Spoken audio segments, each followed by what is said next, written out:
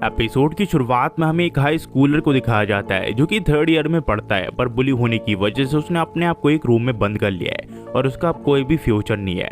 पर अचानक से जब उसकी दोबारा से आंखें खुलती है तो देखता है उसके सामने एक गॉडेस है जो कि कहती है कि तुम्हारा रिकार्नेशन होने वाला है। ये समझ आता है कि उस रूम में इसकी डेथ हो चुकी है। ये गॉडेस फिर इसे बताती है ये दूसरी दुनिया में इसे रिकार्नेट करने वाली है जहाँ पे इसकी जो स्किल्स होगी वो ओवर पावर्ड होगी, तो ये अपनी लाइफ को जी सकता है आराम से।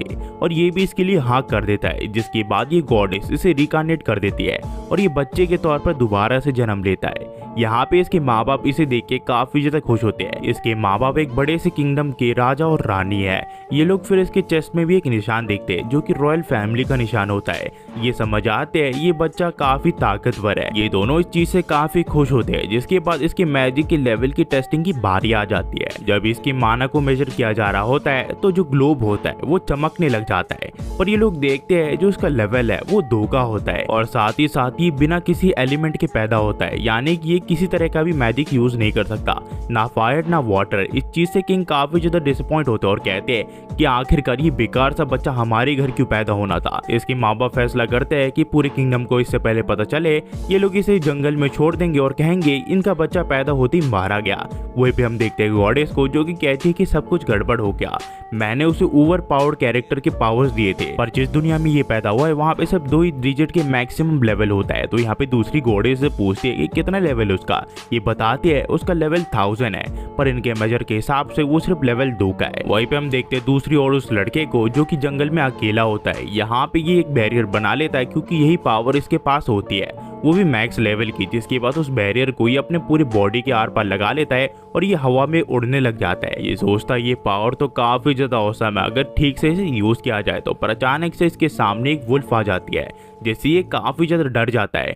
जब वो वुल्फ इसे खाती है तो इसे पता चलता है जो उसके आसपास बैरियर है उससे ये वुल्फ इसे खा नहीं पा रही होती है। जिसके बाद ये काफी सारे बैरियर से इसके ऊपर हमला कर देता है और काफी सारे पेड़ को उठा के इस वुल्फ के ऊपर छोड़ देता है, पर ये वुल्फ हार मान नहीं रही होती है। तो यहाँ पे ये सोचता है कि इस वुल्फ को ही मजा सिखाएगा। जिसके बाद ये अपनी ताकत की मदद से एक बड़े से पहाड़ को उठा लेता है। ये वुल्फ इसके सामने हार मान जाती है और कहती है कि मुझे माफ कर दो, मैं दोबारा से ये नहीं करूंगी। ये फिर इसे बताती है मुझे लगा अगर मैं तुम्हें खा लूंगी तो जो मेरी माना है वो रिकवर हो जाएगा। और ये लड़का इससे बिल्कुल बात नहीं कर पा रहा होता है, जिस वजह से ये अपने लिए एक वोकल तैयार कर लेता है जो कि टेम्पररी होगा और ये अपने गले में लगा लेता है और उससे बात करने लग जाता है और कहता है कि तुमसे मिलकर खुशी हुई। तो ये वुल्फ हैरान हो जाती है और वो कहती है तुम क्या बात कर सकते हो, पर तुम तो एक न्यूबॉर्न बेबी लग रहे हो, वो भी इंसान के। ये लड़का फिर अपना नाम हारूतो रखता है और इसे वही बताता है और बताता है कि एक बड़े से किंगडम में पैदा हुआ था जो कि यहाँ से काफी ज्यादा दूर है और लो लेवल होने की वजह से उन्होंने मुझे छोड़ दिया। पर ये मॉन्स्टर कहती है आखिरकार तुम लो लेवल कैसे हो सकते हो, तुम्हारे अंदर से मुझे काफी ताकतवर माना महसूस हो रहा है, कहीं तुम डीमन किंग की रिकार्नेशन तो नहीं हो। तो हारूतो कहता है कि हाँ मैं डीमन किंग का ही रिकार्नेशन हूँ। तो ये इसके सामने हार मान जाती है और कहती है कि मैं हार मान चुकी हूँ, आप मुझे मार सकते हो। तो हारूतो कहता है इसकी कोई जरूरत नहीं है, जब तक तुम मुझे मारने की कोशिश नहीं करती हो मैं तुम्हें मारूंगा नहीं। तो ये कहती है कि ठीक है मैं फेंडर के ऊपर वचन लेती हूँ, मैं आपको मारने की कोशिश बिल्कुल नहीं करूंगी। हारूतो फिर इसे फ्लेक है कि यहाँ से जाने लग जाता है, पर ये कहती कि 2 मिनट रुके मास्टर, पहले तो आपने मेरी जान बख्श दी, जिसके बाद आपने मुझे एक नया नाम दिया, इस वजह से आज से मैं आपकी गुलाम हूँ।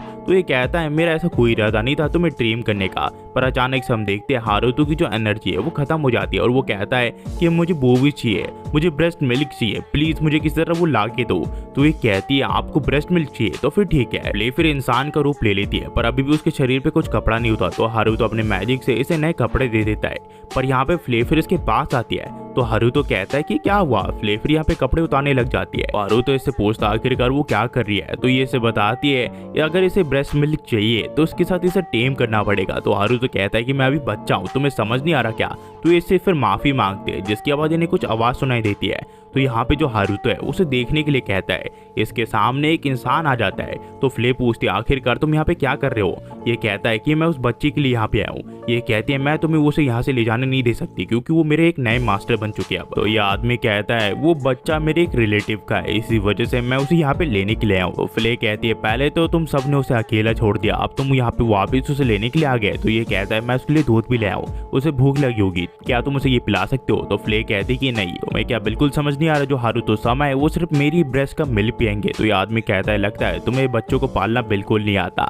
उसे भूख लगी है। तो फ्ले से कहती है आखिरकार तुम्हें उस बच्चे के लिए इतनी चिंता क्यों हो रही है। तो ये से बताता है दरअसल उस बच्चे को इसलिए छोड़ दिया गया क्योंकि उसके अंदर इतना पोटेंशियल नहीं था। मेरा भी एक बच्चा था जो जन्म लेने से पहले ही मारा गया, तो मैं चाहता हूँ मैं इस बच्चे को पालूं ताकि ये बड़ा हो सके और इस दुनिया को देख सके। इसकी ये कहानी सुन के फ्ले रोने लग जाती है। तो ये आदमी कहता है अगर तुम उसे अपना मास्टर मानना चाहती हो तो फिर ठीक है, तुम इस बच्चे को पाल सकती हो और मेरे राजमहल में काम कर सकती हो। तो ये कहती कि ठीक है, मुझे तुम्हारी सारी शर्तें मंजूर है। ये दोनों फिर मिलके यहाँ पे ऐसे निशान बना देते हैं कि हारुतो को कोई जानवर खा गया। फिर हमें करीब 9 साल बाद दिखाया जाता है जहाँ हारुतो अब बड़ा हो चुका होता है और वो मार्ग्रेव गोल्ड फैमिली के यहाँ पे रहता है। और जिस इंसान ने इसकी जान बचाई थी हारुतो उसे और उसकी वाइफ को मदर और फादर बुलाता है। और उसकी एक छोटी बहन भी है जिसका नाम शार्लेट है। और शार्लेट हारुतो से ठीक से बात नहीं कर पाती है। इस वजह से हारुतो को लगता है कि जो शार्लेट है वो उसे नफरत करती है। यहाँ पे फ्ले भी होती है और जो शार्लेट है वो फ्ले के काफी ज्यादा करीब होती है और उसे आज भी खेलने के लिए कहती है। पर जो फ्ले है वो यहाँ पे मना करने वाली होती है,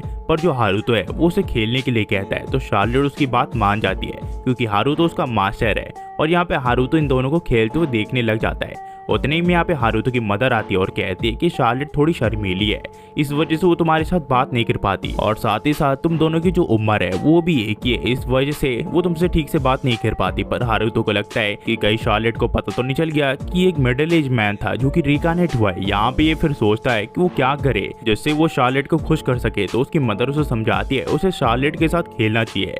वही भी हम देखते हैं हारुतो के रूम में जहाँ पे वो अपने एक पुतला तैयार कर चुका होता है। दरअसल हारुतो का प्लान ये था कि वो दूध पी के यहाँ से चला जाएगा, पर इन सब के अच्छे बिहेवियर की वजह से वो यहाँ से जा नहीं पाया और देखते ही देखते 9 साल बीत गए। इस वजह से कुछ साल पहले उसने अपने पुतले पे काम शुरू कर दिया और यहाँ पे एक पुतला भी बना लिया, पर अपने थॉट्स को ये अंदर नहीं घुसा सकता और साथ ही साथ इसे यहाँ पे फ्ले का भी यहाँ पे एक पुतला बनाना पड़ेगा। उतने में हारुतो के फादर इसे यहाँ पे बुला लेते और कहते हैं हारुतो चलो तुम्हारी स्वॉर्ड ट्रेनिंग का वक्त हो चुका है। हारुतो यहाँ बहाने मार के जाने लग जाता है, पर उसके फादर उसे खींच लेते और कहते हैं कि चलो तुम तैयार हो ना। हारुतो कहता है कि हाँ मैं तैयार हूँ। हारुतो फिर अपने साइड में एक बैरियर बना लेता है ताकि इसकी फिजिकल एबिलिटीज की वजह से इसे चोट ना लगे। और जब हारुतो अपने फादर के ऊपर हमला करता है तो उसे पता चल जाता है कि इसकी ताकत काफी ज्यादा है, जिसके बाद हारुतो के फादर कहते हैं कि मैं तुम्हारे नेक पे हमला करूंगा, तुम्हें इसे डॉज करना है। पर हारुतो इस हमले को अच्छे से डॉज कर देता है, वो भी अपनी ताकत का यूज करके। हारुतो के फादर कहते हैं जो हमला मैंने तुम्हारे ऊपर किया वो सिर्फ लेवल 30 के माना यूजर डॉज कर सकते हैं। हारुतो फिर सोचता है उसने काफी कोशिश की कि उसे पता चल जाए कि उसका असली लेवल क्या है, पर इस दुनिया में सिर्फ लोगों का लेवल 77 है। इस वजह से हारुतो को कुछ फायदा नहीं हो और गॉडेस ने जो उसे ओवर पावर्ड स्किल दी थी वो उसके काफी ज्यादा काम आ रही है। हारुतो के फादर फिर उसकी ट्रेनिंग दोबारा से शुरू कर देते हैं। हमें फिर रात को दिखाया जाता है जहाँ हारुतो के फादर उसकी मदर से बात कर रहे होते हैं। वो उन्हें बताते हैं हारुतो शायद से एक डीमन है। कई सारे रॉयल फैमिलीज के अंदर कई सारे डीमंस होते हैं जो कि इंटीमेसी कारण कई सारे बच्चों को जन्म देते हैं जो कि इंसानों की तरह दिखते हैं। पर हारुतो की मदर इस बात को मानने से ही मना कर देती है। पर यहाँ पे उसके फादर उसे बताते हैं कि जो फ्ले है वो हमेशा हारुतो के पीछे रहती है और उसे हमेशा मास्टर बुलाती रहती है, पर इसकी चिंता तुम मत करो, हम हारुतो को अच्छे से पालेंगे। और यहाँ से जो कहानी यूट्यूब भी कंटिन्यू जाती है। अगर आप यहाँ तक देख रहे हो तो प्लीज लाइक एंड सब्सक्राइब करना मत भूलना, मैं ऐसी वीडियो डालते रहता हूँ। और साथ ही साथ ये एक नए एनिमी, आपको कैसी लगी कहानी कैसी नहीं आप हमें कमेंट बता सकते हैं। और अगर इस कहानी पे आपने अच्छा सपोर्ट दिखाया है तो उसके अगली भी एपिसोड हम जरूर से लाएंगे और कई सारे एपिसोड तो आएंगे। और आखिर में क्या ही कहूँ जाते हुए थैंक्स फॉर वॉचिंग, इस नेक्स्ट वीडियो में मिलते हैं।